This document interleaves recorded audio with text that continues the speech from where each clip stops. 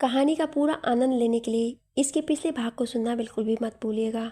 उसका प्लेलिस्ट का लिंक मैं आपको डिस्क्रिप्शन बॉक्स पर दे दूंगी और साथ में कमेंट बॉक्स में पिन भी कर दूंगी, तो आप वहां से भी जाकर सुन सकते हैं। और हाँ, आप सभी से मेरा एक रिक्वेस्ट है कि आप सभी लोग कहानी को पूरा ज़रूर सुने। अगले दिन आज रूही और ऋषभ की शादी थी।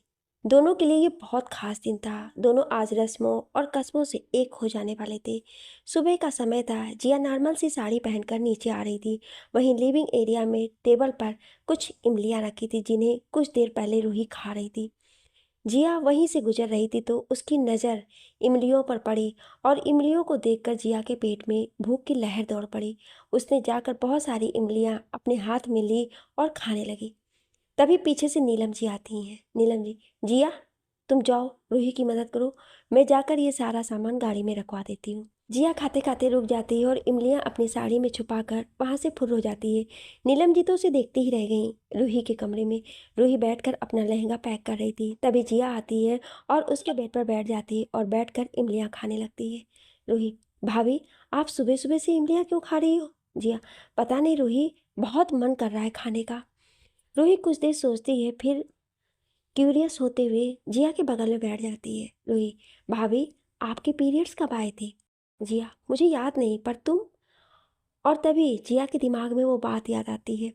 ओ शिट, सिट सिट कैसे भूल गई मैं डॉक्टर होकर मैंने इस पर ध्यान नहीं दिया।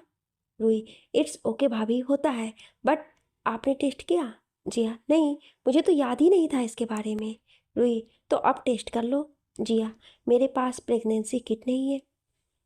रूही, डोंट वरी, मेरे पास है ना, एक मिनट रुको। उसके बाद रूही अपने कबर्ड में से प्रेगनेंसी किट निकाल कर जिया को देती है। जाइए भाभी, चेक करो। जिया, डर लग रहा है बहुत। रूही, भाभी आप डर क्यों रहे हो? बस चेक ही तो करना है। जिया, ओके। हॉल में आज की शादी के लिए रुद्राज ने अपना ही एक रिसॉर्ट बुक कर लिया था, जहाँ पर ऋषभ, आसी और उसकी नानी पहले से ही पहुँच गए थे। वहीं ओबेराय हाउस में एक एक कर गाड़ियाँ निकल रही थी सामानों के साथ। जिया खाते खाते रुक जाती है और इमलियाँ अपनी साड़ी में छुपाकर वहाँ से फुर्र हो जाती है। नीलम जी तो उसे देखती ही रह गई। रूही के कमरे में रूही बैठकर अपना लहंगा पैक कर रही थी। तभी जिया आती है और उसके बेड पर बैठ जाती है और बैठकर इमलियाँ खाने लगती है। रूही, भाभी आप सुबह सुबह से इमलियाँ क्यों खा रही हो? जिया, पता नहीं रूही, बहुत मन कर रहा है खाने का। रूही कुछ देर सोचती है, फिर क्यूरियस होते हुए जिया के बगल में बैठ जाती है। रूही, भाभी आपके पीरियड्स कब आए थे? जिया, मुझे याद नहीं, पर तुम? और तभी जिया के दिमाग में वो बात याद आती है। ओ शिट, सिट सिट कैसे भूल गई मैं डॉक्टर होकर मैंने इस पर ध्यान नहीं दिया। रूही, इट्स ओके भाभी, होता है, बट आपने टेस्ट किया? जिया, नहीं, मुझे तो याद ही नहीं था इसके बारे में। रूही, तो अब टेस्ट कर लो। जिया, मेरे पास प्रेगनेंसी किट नहीं है। रूही, डोंट। रुद्राज, माँ आप चिंता मत कीजिए, मैं ये सामान ले जा रहा हूँ रिसॉर्ट, और बाकी सब कुछ भी रखवा दूंगा, डोंट वरी। उसके बाद रुद्राज वहाँ से चला जाता है। कबीर और शिवांश भी अपने कुछ काम के साथ रिसॉर्ट ही चले जाते हैं। दादी जी तो सुबह ही चली गई थी और आशुतोष जो भी सुबह दादी जी के साथ चले गए थे। अब सिर्फ घर में रूही, जिया और नीलम जी बची थी। नीलम, रूही कितना टाइम लगेगा तुम्हें? रूही, बस थोड़ी देर माँ, आई। भाभी क्या कर रहे हो, जल्दी बाहर आओ ना। जिया, मुझसे नहीं हो रहा है रूही। रूही, ओफो भाभी आप डॉक्टर होकर कैसी बातें कर रही हो? जिया, रूही तुम जाओ अपना सामान लेकर के, मैं कुछ देर में आती हूँ। रूही, भाभी आप सच में ना आ जाओगे ना? जिया, हाँ हाँ आप जाओ। उसके बाद रूही और नीलम जी वहाँ से चली जाती हैं और घर पर सिर्फ जिया ही रहती है। कुछ घंटे बाद जिया अपने हाथ में पकड़े प्रेगनेंसी किट को देख रही थी, जिसमें 2 लाइन थी, जिसका मतलब था कि वो प्रेग्नेंट है, और उसकी आंखों से झरझर आंसू बह रहे थे। Oh my God, oh my God, मैं सच में प्रेग्नेंट हूँ। मतलब सच में रुद्राज को पता चलेगा तो वो कितना खुश हो जाएंगे कि मेरे पेट में हमारे प्यार की निशानी पड़ रही है। हमारा ये बच्चा हमारा है, हमारा छोटा सा बच्चा। मेरी और रुद्राज की ज़िंदगी मेरे पेट में पल रही है। रुद्राज, रुद्राज कहाँ हो? आओ जल्दी से, आ जाओ, मुझे आपको एक खुशखबरी देनी है। जिया रूम से बाहर आकर अपने रूम में जाती है, लेकिन वहाँ कोई नहीं होता है। पूरा घर खाली होता है। पूरे घर में आज कोई भी नहीं था। वहीं किचन में रीना अपने हाथ में चाकू लिए खड़ी थी और चाकू को बहुत ध्यान से देख रही थी। कोई नहीं है आज घर में। चिड़िया जितना फड़फड़ाना है फड़फड़ा ले, आज तेरी कोई नहीं सुनेगा। आज तेरे साथ तेरे और रुद्राज के प्यार की निशानी भी मिटा दूंगी। अगर रुद्राज मेरा नहीं हो सकता है तो मैं उसे तेरा भी नहीं होने दूंगी, कभी नहीं। आज तुझे ऐसे तड़पा तड़पा के मारूंगी ना कि तू अपनी जान की भीख मांगेगी मुझसे। रीना इस वक्त किसी डायन से कम नहीं लग रही थी। उसने आज सोच समझ कर जिया को मारने की प्लानिंग की थी। आज सब लोग रिसोर्ट चले गए और जिया अब घर पर अकेली थी। जिया जब रूम में जाती है तो वहाँ कोई नहीं था। उसे लगता है शायद सब लोग रिसोर्ट चले गए हैं। जिया भी जल्दी जल्दी रेडी होने लगती है, क्योंकि उसे रुद्राज को आज की खुशखबरी जो देनी थी, वो आज इतनी खुश थी कि जिसकी कोई कीमत नहीं थी। वो खुद शब्दों में बयान नहीं कर सकती थी कि आज वो कितनी खुश थी। जिया ने एक लाल साड़ी पहनने का फैसला किया। वो जल्दी ही लाल साड़ी पहनकर तैयार हो गई और एक बार खुद को आईने में देखकर कमरे से बाहर चली गई। जिया जल्दी जल्दी सीढ़ियों से नीचे आ रही थी, जिस वजह से वो स्टेप मिस कर गई और इससे पहले कि वो नीचे गिरती, दो हाथों ने उसे संभाल लिया। जिया ने ऊपर मुड़कर देखा तो सामने वही रिसॉर्ट में शादी की तैयारियां जोरों शोरों से चल रही थी। रूही भी रूम में जा चुकी थी रेडी होने के लिए। वहीं रुद्राज जिया को ढूंढ रहा था। उसे लगा शायद नीलम जी और रूही के साथ तो जिया आ ही गई होगी, मगर उसे वो कहीं नहीं दिखी। तो वो अपनी माँ के पास गया। माँ, जिया आपके साथ नहीं आई? नीलम जी, वो रूही के साथ थी, मुझे लगा रूही के साथ आ रही होगी। रुद्राज वहां से चला जाता है रूही के पास। जिया कहाँ है रूही? रूही मन में, भाई को भाभी की प्रेगनेंसी के बारे में बताऊं या नहीं? नहीं नहीं, हो सकता है भाभी भाई को सरप्राइज देना चाहे और मेरी वजह से उन दोनों का सरप्राइज खराब हो जाए। रुद्राज, रूही क्या सोच रही हो? कहाँ है जिया? रूही, भाई वो भाभी कह रही थी कि वो थोड़ी देर में आ जाएंगी, वो घर से ही रेडी होकर आने वाली हैं। रुद्राज वहाँ से चला जाता है। उसे वैसे भी कुछ सही नहीं लग रहा था, तो वो अपनी कार लेकर सीधा अपने मेंशन की ओर जाने लगता है। यहाँ से घर जाने का रास्ता कम से कम 1 घंटे का है। रुद्राज अपना फ़ोन भी घर पर ही भूल आया था, वरना वो जिया को कॉल कर लेता और शायद उसकी बेचैनी कुछ हद तक कम हो जाती। वहीं मेंशन में जिया को दो हाथों ने पकड़ा हुआ था। जब उसने अपना सर उठाकर ऊपर देखा तो वो कोई और नहीं, रीना थी। Jiya, oh thank you so much Reena, तुमने मुझे गिरने से बचा लिया, वरना पता नहीं क्या हो जाता। रीना झूठी मासूमियत दिखाते हुए, ज़्यादा कुछ नहीं होता मैडम, बस तुम्हारे पेट में जो रुद्राज का बच्चा पल रहा है ना, वो इस दुनिया से चला जाता। जिया, कैसी बात कर रही हो? शुभ शुभ बोलो। फिर कुछ सोच कर, तुम्हें कैसे पता मैं प्रेग्नेंट हूँ? रीना, जब तुम कमरे में उछल उछल कर नाच रही थी ना, तब मैं समझ गई थी कि तुम माँ बनने वाली है, और वो भी मेरे रुद्राज के बच्चे की माँ। जिया, अपनी जबान संभाल कर बात करो, मेरे पति को अपना कहने की हिम्मत भी मत करना। रीना, मेरे पास अभी ज़्यादा समय नहीं है तुझे बहस करने का। इससे पहले जिया को समझ पाती, रीना ने पीछे से चाकू निकाला और जिया के पेट पर वार किया। पर किस्मत से जिया साइड में हो गई और रीना का वार खा ली गया। रीना ने जिया को बचते देखा तो वो गुस्से में भर गई और जहाँ जिया खड़ी हुई थी वो वहीं आने लगी। वहीं जिया, वो तो काफ़ी डर गई थी रीना के इस बदले बिहेवियर से। उसे अगर कुछ चिंता थी तो वो अपने बच्चे की थी।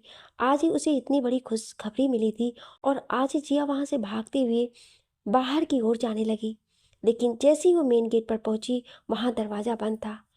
इतना ही नहीं, घर के हर गेट खिड़कियाँ दरवाजे सब बंद थे, सब पर पर्दे डाले हुए थे। जिया, बचाओ, कोई बाहर है? रुद्राज। रीना, चिल्ला ले जितना चिल्लाना है, लेकिन आज तुझे कोई नहीं बचा सकता है। तू तो आज मर कर रहेगी और साथ में तेरा ये बच्चा भी। बड़ी आई थी रुद्राज के साथ जिंदगी निभाने वाली। अब मैं तुझे बताऊंगी कि रीना की चीज पर हाथ डालने से क्या होता है। जिया, वो कोई चीज़ नहीं है, वो एक इंसान है और उनकी भी अपनी पसंद है। उनकी पसंद मैं हूँ, ना कि तुम। रीना, चुप, बिल्कुल। बचपन से मैं रुद्राज से प्यार करती थी और तूने एक पल में आकर सब कर दिया। जिया, रीना समझो बात को, प्यार कभी सामने वाले के प्यार का मोहताज नहीं होता है। प्यार कभी नहीं कहता कि जिससे तुम प्यार करते हो वो भी तुमसे बदले में प्यार ही करे। रीना, मुझे तेरी बकवास नहीं सुननी है। तू मेरे और रुद्राज के बीच में आई, तुझे मरना होगा। जिया, असीम दर्द में और रोते हुए कहती है, प्लीज़ प्लीज़ मत करो ऐसा, मुझे इस बच्चे को दुनिया में लाना है प्लीज़। रीना का ध्यान थोड़ा भटकता देख जिया वहीं पास में पड़ी कुर्सी रीना की ओर सरका देती है, जिससे रीना नीचे गिर जाती है और उसके हाथ से चाकू भी कहीं दूर गिर जाता है और मौके का फ़ायदा उठाकर जिया ऊपर की ओर भागती है। मगर शायद किस्मत अब उसका साथ नहीं दे रही थी। रीना ने जिया के पैर पकड़कर उसे वहीं पेट के बल पटक दिया, जिससे जिया दर्द से कराह उठी। जिया, आ मम्मा, आ रुद्राक्ष। रीना अब बिल्कुल पागल हो चुकी थी। वहां पास में रखा वास उठाकर वो जिया के पेट में दे मारती है, जिससे जिया और ज़्यादा दर्द से कराह उठती है।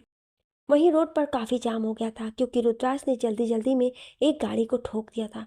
लोगों में भीड़ इकट्ठा हो गई थी और अब रुद्राक्ष से मांग कर रहे थे कि वो उन्हें हॉस्पिटल लेकर जाएं और पुलिस को बुलाएं। हालांकि गाड़ी में बैठे एक कपल को ज़्यादा चोट नहीं लगी थी, लेकिन फिर भी वो लोग पुलिस को डिमांड कर रहे थे। रुद्राक्ष काफ़ी देर से उनकी बहस सुन रहा था, मगर अब उसे सहन नहीं हुआ।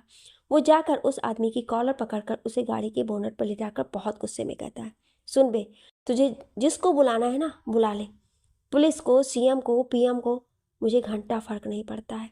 इस वक्त मेरी बीवी को मेरी ज़्यादा ज़रूरत है। मैं कब से तेरी बेमतलब की बकवास सुन रहा है और तुझे क्या लगा है? कोई लल्लू सा आदमी है जो भी कुछ कह दे, क्या कर लेगा ये, है ना? वो आदमी अब गिड़गिड़ाने लगा, उसे छोड़ने की भीख मांगने लगा कि तभी पीछे से रुद्राज के गार्ड्स और डेनियल वहां आ गए। डेनियल, सर सर प्लीज़ आप इसे छोड़ दीजिए। अभी मेंशन के वॉचमैन का फ़ोन आया था कि उसे मेंशन में से अजीब अजीब सी आवाज़ें आ रही हैं। सर मैडम ठीक नहीं है, आप जल्दी से घर पर जाइए, मैं यहाँ देख लूँगा। रुद्राज ने जैसे ही सुना कि जिया ठीक नहीं है तो वो पागल सा हो गया। उसका दिल मानो उसके सीने से निकल गया हो। उसने ना आओ देखा ना ताओ, वो सीधा कार में बैठकर वहाँ से निकल गया। उसकी गाड़ी हाई स्पीड पर चल रही थी। मेंशन में मेन डोर पर वॉचमैन काफ़ी देर से गेट खटखटा रहा था, मगर कोई दरवाज़ा नहीं खोला था। उसने खिड़कियाँ भी खोलने की कोशिश की, मगर वो भी नहीं खुल रही थी, ना ही अंदर का कुछ नज़र आ रहा था। जिया जो फर्श पर बेजान पड़ी थी, उसके सर से खून बह रहा था। उसके लोअर पार्ट में से खून भी बह रहा था। उसकी सांसें बहुत धीमे चल रही थी। वहीं कुर्सी पर बैठी रीना ये सब देखकर किसी टैन की तरह मुस्कुरा रही थी। जिया के लोअर पार्ट से खून निकलता देख जिया इतना तो समझ गई थी कि उसका बच्चा अब इस दुनिया में नहीं रहा। जिस बच्चे के लिए वो आज इतनी खुश थी, एक ही पल में उसका बच्चा उसे छोड़कर चला गया। उसके पेट में पल रही इस नन्ही सी जान की क्या गलती थी कि उसने इस दुनिया में जन्म लेने से पहले ही मार दिया गया। रीना, आह, आज इतने दिनों के बाद मैंने इतनी सुकून की सांस ली है। तुझे पता है, जब से तू इस घर में आई थी ना, मेरी गले की हड्डी बनी बैठी थी। जब मैं तुझे रुद्राज के आसपास देखती थी ना, मुझे ये लगता था कि तुझे वहीं जिंदा दफन दूँ या जान से मार दूँ, मगर तब मैं अपने मन की नहीं कर पाई। लेकिन आज मुझे मौका ही मिल गया तुझे चुन चुन कर बदला लेने का। तभी एक बहुत डरावनी आवाज़ जिया और रीना के कानों में पड़ती है। जिया, आवाज़ किसी और की नहीं बल्कि रुद्राज की थी। रीना तो उसकी आवाज़ सुनकर कांप गई। वहीं जिया, उसे अपने दिल में काफ़ी सुकून मिला। मेन गेट बहुत ज़ोर से हिल रहा था, क्योंकि उस तरफ से रुद्राज जो उस गेट में धक्का दे रहा था। रीना, आज अगर मुझे खुद की जान से भी हाथ धोना पड़े तो कोई बात नहीं, लेकिन तू जिंदा नहीं बचेगी। इतना कहते हुए रीना आसपास अपना चाकू देखने लगती है, मगर उसे अपना चाकू कहीं नहीं नजर आता है। वहीं पास में कुछ कांच के टुकड़े पड़े थे, जिसे उठाकर रीना शैतानों की तरह हंसने लगती है और जिया की कलाई काट कर देती है। एक दिल दहला देने वाली चीख जिया के मुंह से निकलती है, जिसे सुन बाहर खड़ा रुद्राज और वो वॉचमैन दोनों ही किसी अनहोनी होने के डर से कांप जाते हैं। रुद्राज को अब हाथ से ज़्यादा डर लग रहा था जिया के लिए। उसने अब वॉचमैन के हाथ से वो एक बंदूक ली और मेन गेट पर शूट कर डाला, और तब तक शूट किया जब तक इस बंदूक की गोलियां ख़त्म नहीं हो गई। एंड एट लास्ट दरवाज़ा पूरा चूर चूर हो चुका था। रुद्राज बंदूक फेंक कर गया। हॉल में उसे खून दिख रहा था, जिसे देखकर उसका दिल बहुत ज़ोरों से धड़कने लगा। वहीं वॉचमैन ने समझदारी दिखाते हुए जल्दी से एम्बुलेंस को कॉल कर दिया था, और एम्बुलेंस भी कुछ देर में पहुंचने वाली थी। रुद्राज आगे बढ़ा तो उसने देखा कि जिया पेट के बल जमीन पर लेटी थी। उसकी कलाई से खून बह रहा था। रुद्राज ये देखकर अपनी जेब से रुमाल निकालकर जिया की कलाई से बांध देता है। जिया, जिया, मेरी आवाज़ आ रही है तुम्हें? जिया अपनी अधखुली आंखों से रुद्राज को देख रही थी। वो कुछ बोलने की कोशिश कर रही थी मगर बोल नहीं पा रही थी। रुद्राज ने अपना सिर नीचे कर जिया के मुंह के पास अपना कान ले गया। उसने वो 3 शब्द सुने जिसे वो जिया के मुंह से हर वक्त हर घड़ी सुनना चाहता था। आई लव यू रुद्राज। इतना कहकर जिया बेहोश हो गई और रुद्राज अपने बाहों में बेजान पड़ी जिया को देखे जा रहा था। उसे कोई होश ही नहीं था। वो रो नहीं रहा था क्योंकि उसके आंसू बाहर निकलने के लिए तैयार हुई नहीं थे। वो तो उसकी आंखों में ही ज्वालामुखी पैदा कर रहे थे। खून से ज़्यादा लाल हो चुकी थी उसकी आंखें। इस वक्त उसका अवतार शिव की तीसरी नेत्र के जैसा था। बिल्कुल अपने रौद्र रूप में आ गया था वो।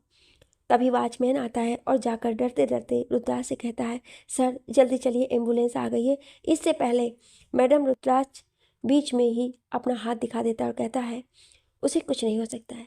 मैंने उसे इजाज़त नहीं दी है कि वो मुझे छोड़ कर जाए। वॉचमैन वहीं खड़ा हो जाता है और रुद्राज जिया को लेकर एम्बुलेंस में बैठ जाता है।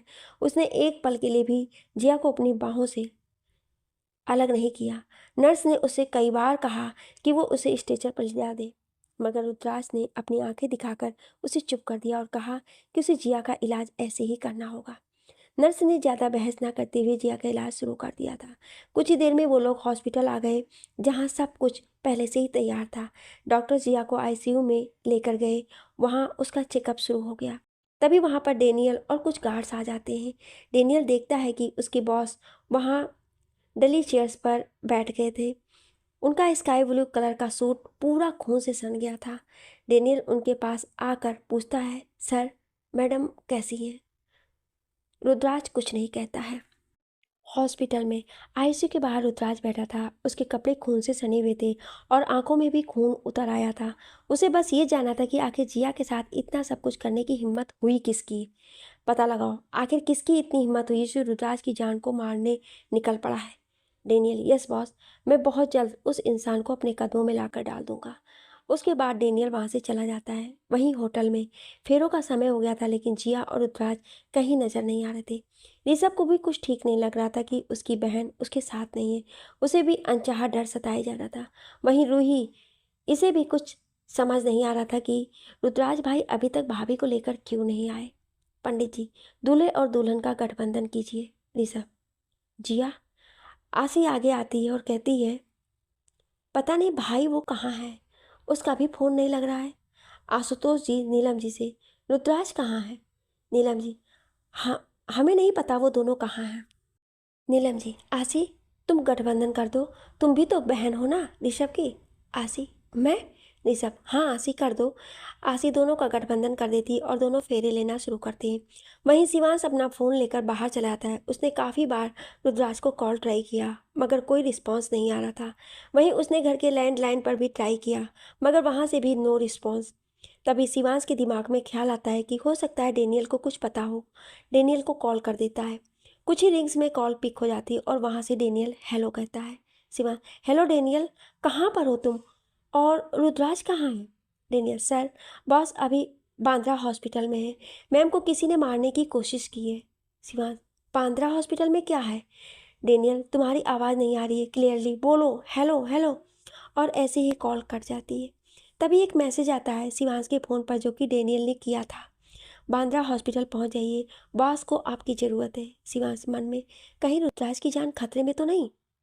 तभी उसके पीछे आसी आ जाती है। आसी, क्या हुआ? शिवांश, तुम यहाँ क्या कर रहे हो? शिवांश, आसी रुद्र को मेरी ज़रूरत है, वो किसी मुसीबत में है। आसी, क्या क्या हुआ जीजू को? और जिया वो ठीक है? शिवांश, मुझे अभी कुछ नहीं पता है। मेरे पास डेनियल का मैसेज आया है, उसने बोला है कि रुद्र को मेरी ज़रूरत है। आसी, कहाँ है जीजू? शिवांश, वो बांद्रा हॉस्पिटल में। आसी, चलो मैं भी तुम्हारे साथ चल रही हूँ। शिवांश, नहीं नहीं, तुम यहाँ पर रहो, जो कुछ होगा मैं तुम्हें कॉल करके बताऊँगा। आसी, ठीक है, तुम ध्यान से जाना। शिवांश, हाँ तुम भी अपना ध्यान रखना। उसके बाद शिवांश रवाना हो जाता है बांद्रा हॉस्पिटल के लिए और आसी अंदर चली जाती है। हे भगवान, जिया और जीजू का ख्याल रखना, प्लीज़ कुछ बुरा मत होने देना। ये कहते हुए आसी वापस अंदर होटल में चली जाती है। यहाँ हॉस्पिटल में रुद्र का एक एक पल भारी हो रहा था। एक ये सारे डॉक्टर्स 2 घंटे से भी ज़्यादा देर से अंदर घुसे हैं और कोई कुछ बता भी नहीं रहा है। वो सिर्फ बाहर खड़ा खड़ा वक्त को गुजरते हुए देख रहा था। तभी उसकी नज़र वहीं हॉस्पिटल में बने एक मंदिर पर गई जहाँ महाकाल विराजमान थे। रुद्र अपने धीरे धीरे कदमों से वहाँ चला गया और वहाँ की मूर्ति को देखने लगा। मैंने तुम्हें कभी अपना नहीं माना क्योंकि तुमने कभी मेरे साथ कुछ सही नहीं किया ही नहीं। जब भी मेरी ज़िंदगी में खुशियों ने दस्तक दी, तुमने हमेशा उन खुशियों को मुझसे दूर कर दिया। आज भी मेरे जीने की वजह को मुझसे दूर कर रहे हो। लेकिन इस बार मैं हार नहीं मानूंगा। अगर जिया को कुछ भी हुआ ना, तो इस दुनिया को मैं आग लगा दूंगा, बर्बाद कर दूंगा। तुम भी नहीं सोच सकते हो कि मैं इस दुनिया का क्या क्या हासिल कर सकता हूँ। तभी शिवांश वहाँ पर आता है और उसके साथ एक गार्ड था जो कि रुद्र का ही था। वो गार्ड शिवांश को रुद्र तक छोड़कर चला जाता है वहाँ से। शिवांश थोड़ा घबरा कर, रुद्र तू ठीक है ना, और यहाँ क्या कर रहा है? तभी शिवांश की नज़र रुद्र के पहने हुए कपड़ों पर जाती है जो पूरे खून से सने थे। ये खून ये खून कैसा है? तू ठीक है ना? तुझे कहीं चोट तो नहीं आई? इससे पहले रुद्राज शिवांश को कुछ जवाब दे पाता, तभी वहाँ आईसीयू से एक डॉक्टर बाहर आता है और रुद्राज का नाम पुकारता है। मिस्टर ओबेरॉय। रुद्राज, हाँ कहिए, वो ठीक तो है ना? डॉक्टर, अभी हम कुछ नहीं कह सकते। फिलहाल हम ऐसे ही पूछने के लिए आए हैं कि आप में से किसका AB पॉजिटिव ब्लड ग्रुप है, क्योंकि आपकी वाइफ का खून बहुत बह चुका है और उन्हें जल्द से जल्द खून की ज़रूरत है। रुद्राज के कुछ बोलने से पहले शिवांश कहता है, अंदर कौन है? डॉक्टर, मिसेस ओबेरॉय है अंदर। शिवांश, भाभी? भाभी को क्या हुआ? डॉक्टर, मिस्टर ओबराय जल्द से जल्द ब्लड का इंतजाम कीजिए। शिवान, ऋषभ, ऋषभ का ब्लड ग्रुप सेम होगा, मैं उसे कॉल करता हूँ। रुद्राज हाँ में सिर हिलाता है। पूरा घर अब हॉस्पिटल आ चुका था। जैसे ही उन्हें जिया के इंसिडेंट के बारे में पता चलता है, ऋषभ तो टूट चुका था बिल्कुल, लेकिन उसे रूही संभाल रही थी। वहीं आसी अपनी नानी को संभाल रही थी और शिवांश जिया को। नीलम जी और आशुतोष जो भी वहीं थे, उन दोनों के फेस एक्सप्रेशनलेस थे। ऋषभ ने जिया को खून दे दिया था। अब सब इंतजार कर रहे थे कि कब डॉक्टर बाहर आए और वो उनसे बात करें। तभी आईसीयू का डोर खुलता है और सारे डॉक्टर्स एक एक कर बाहर आते हैं। वो सब एक दूसरे से बात किए जा रहे थे। तभी रुद्राज आगे जाकर कुछ पूछता है, कैसी है मेरी बीबी? डॉक्टर, वो अब ठीक है, लेकिन शिवांश, लेकिन क्या? डॉक्टर, मिस ओबेरॉय का मिस कैरेज हो गया है।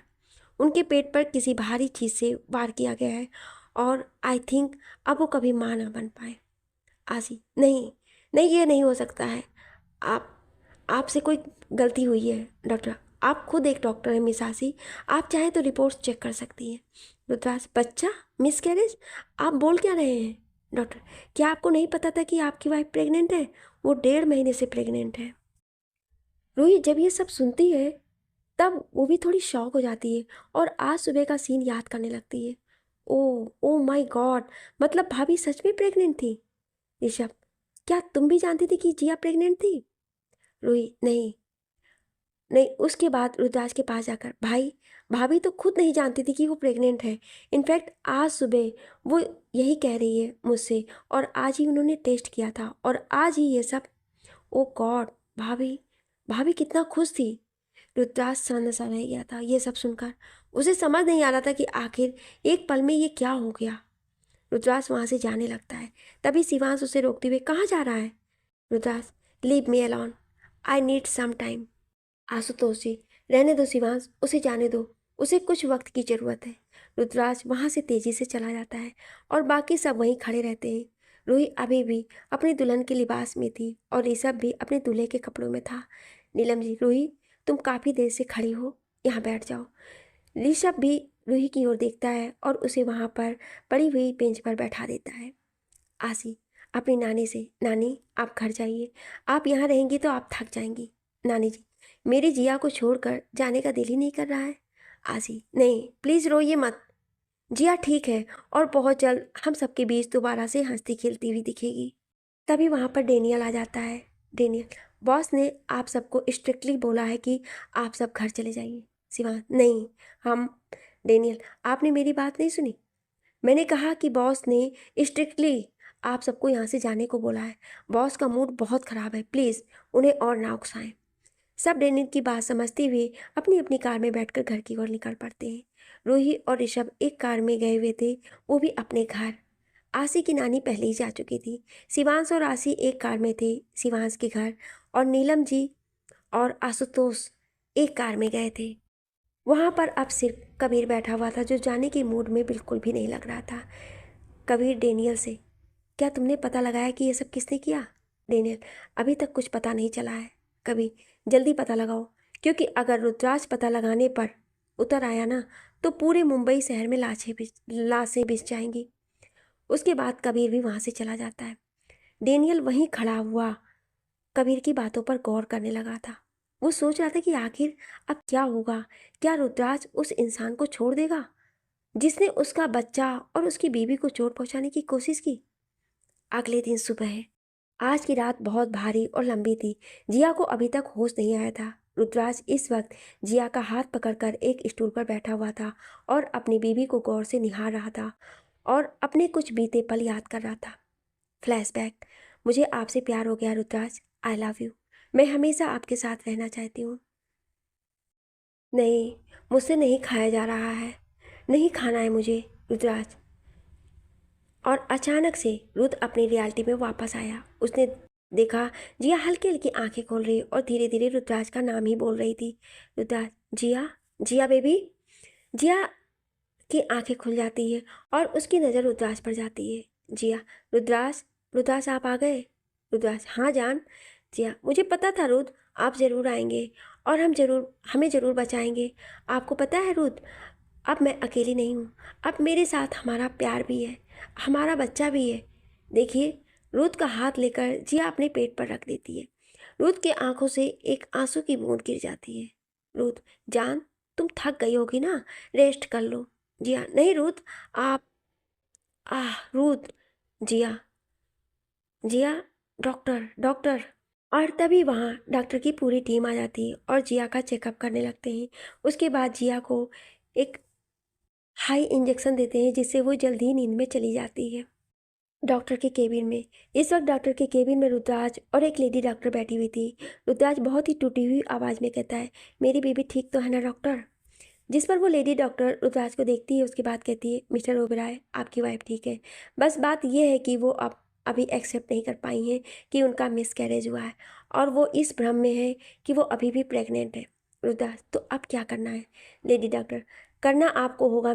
अब मिस्टर ओबेरॉय, आपको अपनी वाइफ को प्यार से और शांति से इस बात को समझाना होगा, क्योंकि आप उनके हस्बैंड हैं। वो सबकी बातों से ज़्यादा आपकी बातें सुनेंगी। रुद्राज हाँ में सिर हिला देता है।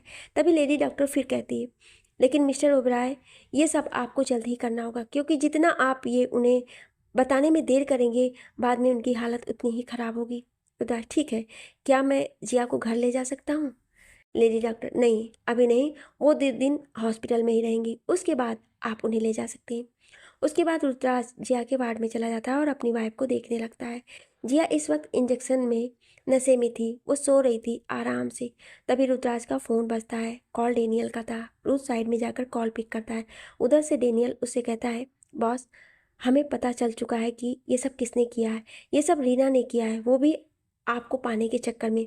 वो आपसे, डेनियल ने इतना ही कहा था कि तभी रुद्राज उसे बेहद गुस्से में कहता है, मेरा नाम किसी भी गैर लड़की के साथ जोड़ने की गलती मत करना। डेनियल समझ जाता है कि उसके बॉस बहुत ज़्यादा गुस्से में, इसलिए वो ज़्यादा कुछ नहीं कहता है और यस बॉस कहकर कॉल कट कर देता है। वहीं एक सुनसान जगह पर जहाँ छोटा सा कॉटेज था, एक काले कपड़े पहने लड़की इस कॉटेज की तरफ जा रही थी, वो भी बहुत ही फुर्ती से। वो लड़की उस कॉटेज के बाहर गई और ज़ोर ज़ोर से दरवाज़ा खटखटाने लगी। तभी कुछ देर बाद शिवानी दरवाज़ा खोलती है और सामने खड़ी लड़की को देखकर शॉक रह जाती है। शिवानी, रीना, तुम यहाँ? यहाँ का पता किसने दिया तुम्हें? रीना, वो सब छोड़ो, मुझे बचा लो प्लीज़।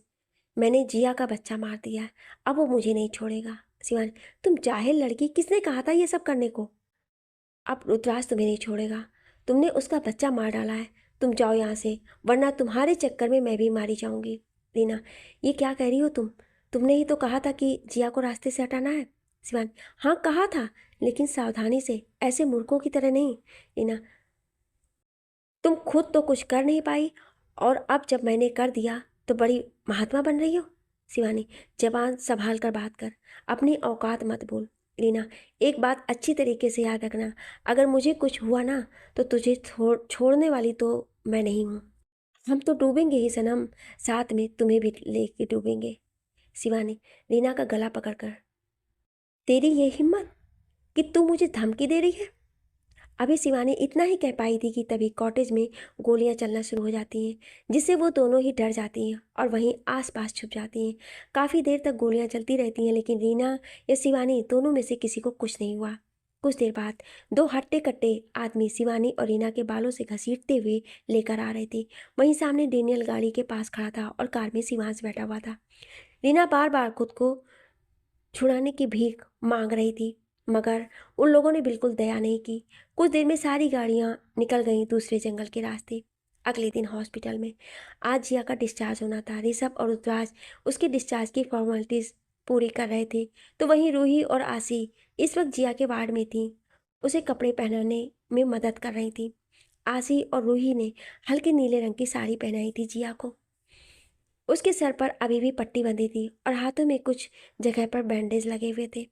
वहीं पास में टेबल पर रखे जिया के मंगलसूत्र, बिछिया और उसकी रिंग रखी हुई थी, जो कि डॉक्टर से निकाल दी थी जिया का ट्रीटमेंट करते वक्त। तो आसी ने उठाकर वो जिया के सामने कर दिया। जिया ने हाथ में ले लिया मगर पहनाया नहीं। तभी जिया आसी से पूछती है, रुद्र कहाँ है? जिस पर रूही कहती है, भैया आपके डिस्चार्ज पेपर साइन कर रहे हैं और कुछ फॉर्मेलिटीज रह गई है वो भी पूरी कर रहे हैं। जिया ने हाँ में सिर हिला दिया। तभी वार्ड का डोर खुलता है और शिवांश को अभी अभी आया था रुद्र और ऋषभ अंदर आते हैं। ऋषभ, अब कैसा फील हो रहा है जिया? जिया, अब मैं ठीक हूँ भैया। रुद्रा, तुम सब चलो, मैं जिया को लेकर आता हूँ। सब लोग हाँ में सिर हिलाते हैं और वहाँ से चले जाते हैं। रुद्राज जिया के पास आता है और उसे उठाने लगता है कि तभी जिया उसके आगे अपना हाथ रख देती है, जिस पर मंगलसूत्र, बिछिया और उसकी रिंग थी। रुद्राज सबसे पहले बिछिया लेता है और जिया के पैरों में पहना देता है। तभी जिया कहती, मेरी पायल कहीं गिर गई है। रुद्राज शांत तरीके से कहता है, मैं नहीं दिला दूंगा। उसके बाद रुद्राज खड़ा होता है और रिंग लेकर जिया के उंगली में पहना देता है, फिर मंगलसूत्र लेकर जिया के गले में पहना देता है। उसके बाद रुद्राज जिया को कहता है, एक मिनट रुको, मैं अभी आता हूँ। जिया हाँ में सिर हिला देती है। रुद्राज जाकर मंदिर से सिंदूर लेकर आता है और जिया की मांग में भर देता है। अब लग रही थी वो उसकी सुहागन। उसके बाद रुद्राज जिया को अपनी गोद में उठा लेता है और वार्ड से बाहर चल जाने लगता है। वहीं जिया ने भी अपना सर रुद्राज के सीने पर रख लिया था। एक ब्रेक के साथ कार ओबेरॉय मैंसन के बाहर आकर रुकती है। रुद्राज कार के बाहर आता है और संभाल कर जिया को बाहर उतार लेता है। जैसे ही दोनों मेन रोड की तरफ आते हैं तो वहाँ सब खड़े होते हैं। नीलम जी, आशुतोष जी, रूही, ऋषभ, शिवांश, आसी, कबीर और दादी। सबको जिया के मिस कैरेज के बारे में पता चल गया था। वो सब बहुत दुखी थी, लेकिन वो ये दुख जिया के सामने नहीं दिखाना चाहते थे कि कहीं उसने उन्हें रोते हुए देख लिया तो वो दोबारा से उसी वाक़ को याद ना करने लगे। नीलम जी के हाथों में पूजा की थाली थी। वो आज सही मायने में अपनी बहू की गृह प्रवेश करना चाहती थी। वो इतनी भी निर्दयी नहीं थी कि वो ऐसे समय में भी वो जिया के साथ गलत व्यवहार करेंगी। उन्होंने अब जिया को एक्सेप्ट कर लिया था अपने बहू के रूप में। दोनों आगे आते हैं और नीलम जी उनकी आरती उतारती हैं। उसके बाद वहाँ चावल में भरा हुआ कलश रखती हैं और जिया उसे गिराकर अंदर आने को बोलती हैं। जिया वैसा ही करती है। उसके बाद वो आलता का थाल रखती है और जिया अपने पैरों की छाप छोड़ते हुए अंदर आ जाती है। तभी नीलम जी कहती हैं, अब हुआ ना मेरी बहू का असली गृह प्रवेश। सब लोग इस बात पर मुस्कुरा देते हैं। वहीं सब लोग बातें करते हुए अंदर आने लगते हैं और रुद्राज संभालते हुए जिया को अंदर ला रहा था। जैसे जिया हॉल में आती है उसके पैर सुन्न पड़ जाते हैं। उसके सामने उस दिन का दृश्य चलने लगा था। उसे रीना दिख रही थी और नीचे पड़ी हुई वो खुद, और जोर से रीना ने उसके पेट पर वास मारा और जिया चिल्ला उठी।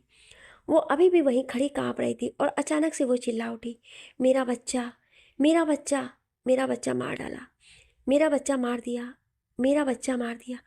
वो बार बार एक ही लाइन रट रही थी। अब तक सबका ध्यान जिया पर चला गया था। रुद्राज तो उसके बगल में ही था। वो भी देख रहा था कि उसकी बीवी की अब क्या हालत हो रही थी। जिया कांप रही थी। उसकी आंखों से झरझर आंसू बह रहे थे, जो पसीने से लथपथ हो गई थी। वहीं रुद्राज उसे संभाल रहा था। वो उसे शांत करने की कोशिश कर रहा था, मगर जिया को देख कर लग रहा था जैसे वो उस दिन में वापस चली गई हो। जिया आगे बढ़ जाती है और जहाँ रीना उसे ऐसा लग रहा था कि उस दिन का दृश्य फिर से उसकी आंखों के सामने है। वो खड़ी थी, वहीं चली गई। उसके पास में एक टेबल था जहाँ एक वास रखा हुआ था। जिया वो वास उठाती है और रीना के उस अक्स के ऊपर फेंक देती है, जिससे वो सब गायब हो जाता है। जिया वहीं गिर पड़ती है और रोने लगती है, अपना पेट पकड़कर, मेरा बच्चा। वहीं बाकी सब उसकी ये हालत देख पा रहे थे। उन्हें समझ नहीं आ रहा था कि वो क्या करें। रुद्राज के कदम ही नहीं बढ़ रहे थे आगे। फिर भी वो हिम्मत करके जिया के पास गया और उसे अपने सीने से लगा लिया। शांत हो जाओ जिया, सब ठीक है, मैं हूं तुम्हारे साथ। जिया रोते हुए कहती है, कुछ ठीक नहीं है, मेरा बच्चा नहीं है मेरे साथ, मुझे मेरा बच्चा चाहिए। अभी अभी तो आया तो अपनी माँ की कोख में, और इतनी जल्दी उसे भगवान ने अपने पास बुला लिया। क्या गलती थी मेरे बच्चे की, इस मासूम से? अभी तक इस दुनिया में कदम तक नहीं रखा था, फिर भी उसको मुझसे छीन लिया गया है। रुद्रा, गलती उसकी नहीं थी जिया, ना ही गलती तुम्हारी थी, गलती मेरी है कि मैंने तुम्हें अकेला छोड़ा। बट आई प्रॉमिस, अब आज के बाद मैं तुम्हें बिल्कुल अकेला नहीं छोड़ूंगा। जिया और ज़्यादा रोने लगती है, मेरा बच्चा। और तभी वो बेहोश होकर रुद्राज की बाहों में झूल जाती है। रुद्राज उसे कुछ देर देखता है, उसके बाद उसे गोद में उठाकर बाहर जाने लगता है। तभी दादी बीच में आकर, कहाँ ले जा रहा है तू जिया को? रुद्राज, अब हम यहाँ नहीं रहेंगे दादी, मेरी बीवी अब यहाँ रहने की हालत में नहीं है। और वैसे भी मैंने बहुत पहले फैसला कर लिया था कि रूही की शादी के बाद मैं और जिया यहाँ से चले जाएंगे। अब वक्त आ गया है अपनी माँ की ओर मुड़कर। अब अब से सब कुछ आपका और आपके बेटे का है। सारे लीगल डॉक्यूमेंट मैंने रेडी कर दिए हैं, साइन भी कर दिए हैं। लॉयर उन्हें आज कोर्ट में सबमिट कर देगा। अब सब कुछ आप सबका है, मेरा और मेरी बीवी का अब यहाँ कुछ नहीं है। कबीर, नहीं भाई, ऐसा मत कहिए। भाभी को अभी हम सबके साथ रहना चाहिए, इससे वो बहुत जल्दी ठीक हो जाएगी। रुद्राज, मैं अपनी बीवी के लिए काफ़ी हूँ। रुद्राज आगे जाने लगता है और तभी बीच में रुककर, मैं अभी आप सबकी कार लेकर जा रहा हूँ, शाम तक वापस भिजवा दूंगा। उसके बाद रुद्राज जिया को लेकर वहाँ से चला जाता है। उसके बाद आसी और शिवांश भी चले जाते हैं। फिर ऋषभ और रूही भी अपनी विदा लेकर वहाँ से निकल जाते हैं। अगली सुबह रुद्राज और जिया का नया घर, जहाँ वो लोग पहले भी आ चुके थे, मगर अब वो यहाँ पूरी तरह से शिफ्ट हो गए हैं। रुद्राज ने 2 दिन पहले ही यहाँ की पूरी सफाई करवा दी थी। उसने जितना भी अपना और जिया का ज़रूरी सामान था सब मंगा लिया था और अच्छे से लगवा दिया था। किचन में भी सब कुछ रेडी करवा दिया था। कॉटेज ज़्यादा बड़ा नहीं था, मगर 2 लोगों के रहने के लायक था।